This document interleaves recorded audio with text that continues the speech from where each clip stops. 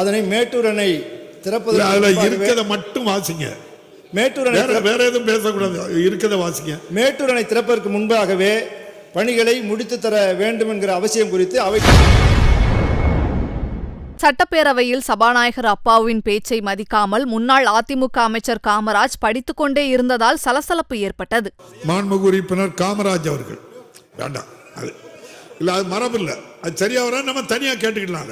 தலைவர்கள் டெல்டா மாவட்டங்களில் சிறப்பு தூர்வாறுதல் மூலம் ஆறுகள் தூர்வாறுதல் மற்றும் நீர் ஒழுங்கி சரிபார்த்தல் போன்ற பணிகளை ஒவ்வொரு ஆண்டும் செய்து வருகிறோம்.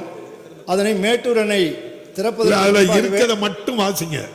மேட்டூர் அணை வேற எதுவும் பேசக்கூடாது, இருக்கிறத வாசிங்க. மேட்டூர் அணை திறப்பதற்கு முன்பாகவே பணிகளை முடித்து தர வேண்டும் என்கிற அவசியம் குறித்து அவையின் கவனத்தை ஈர்த்து அமர்கிறேன். மாண்புமிகு அமைச்சர் அவர்கள். அதுதான் மாண்புமிகு பேரவைத் தலைவர்களே, விவர அறிக்கை ஒன்று உறுப்பினர்கள் மேஜின் மீது உள்ள சீர்கணியில் பதிவேற்றம் செய்யப்பட்டுள்ளது என்பதை தெரிவித்துக் கொள்கிறேன். மாண்புமிகு உறுப்பினர் காமராஜ். மாண்புமிகு பேரவைத் தலைவர்கள், விவர அறிக்கையை படித்து பார்த்தேன்.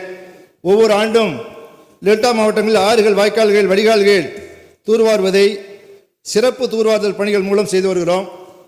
அதனை மார்ச் மாதத்திலிருந்து மே மாதத்திற்குள்ளாக அல்லது ஜூன் முதல் வாரத்திற்குள்ளாக முடித்தாக வேண்டும் என்பது கட்டாயம். ஏனென்று சொன்னால் அப்பொழுதுதான் கடைமடை வரை தண்ணீரை கொண்டு சேர்க்க முடியும். அது விவசாயிகளுக்கு பயனுள்ளதாக இருக்கும். செய்திகளை உள்ளது உள்ளபடி தெரிந்து கொள்ள ரெஃப்ளெக்ட் நியூஸை சப்ஸ்கிரைப் பண்ணுங்க.